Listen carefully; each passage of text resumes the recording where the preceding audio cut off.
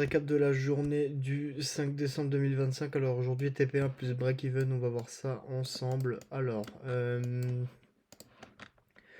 tout d'abord, en partant du monthly, je vais juste voir parce que j'ai perdu toutes mes annotations en fait. Et du coup là je suis zaz. J'avais tout écrit, je relance top step, il n'y a plus rien. Et j'ai même plus les couleurs de mon graphique et tout, je viens de les remettre. Donc voilà. Bref, monthly, pas grand chose. Weekly, donc weekly, pour rappel, billet haussier. Pourquoi? Parce qu'on est revenu liquider euh, cette zone de gap plus clôturée dans les 50%. On redistribue haussier depuis, c'est propre.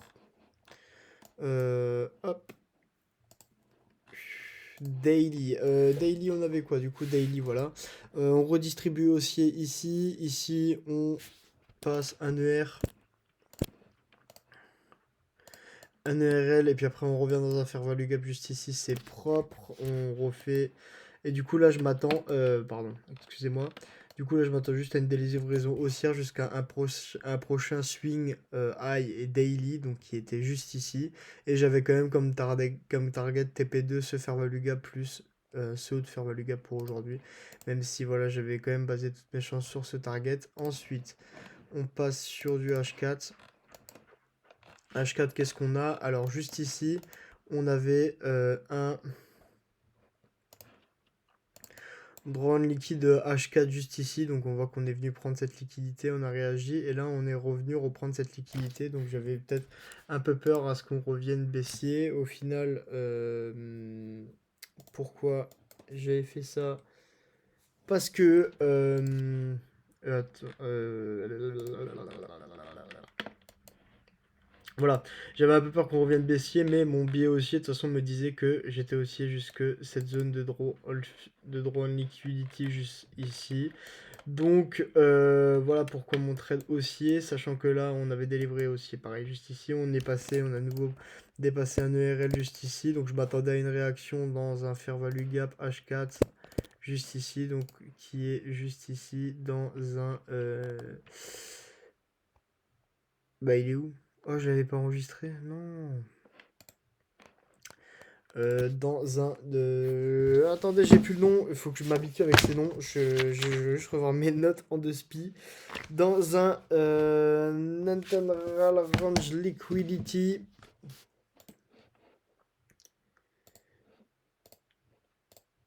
Merde, je suis en train... Pourquoi je... Dans un IRL plutôt. Hop. Juste le refaire avec vous parce que du coup, comme ça je le enregistre.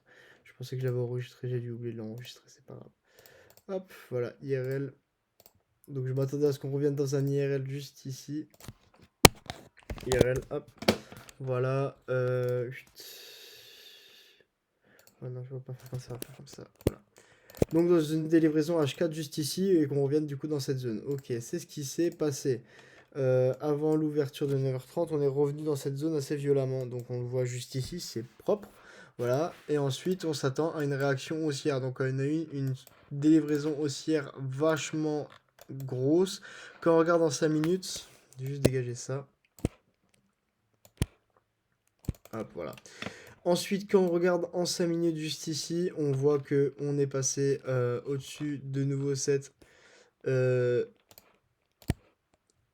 ce high juste ici, ce ERL, et ensuite du coup on s'attend à une réaction dans un fair value gap. Sachant que on a encore cet inverse fair value gap 15M juste ici, que je vais noter d'ailleurs. Hop. Donc c'est ce qu'on fait, ouverture de 9h30. Moi j'ai même plus les heures en anglais, putain, il y a tout qui s'est enlevé en fait. Oh la vache, je sais pas pourquoi il y a tout qui a reset, j'ai pas compris.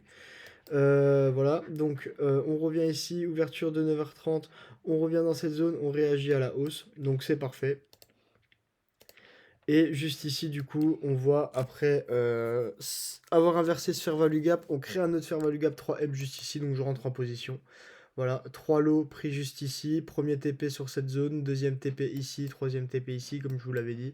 Sauf que là, du coup, bon, on s'est fait break-even à l'instant.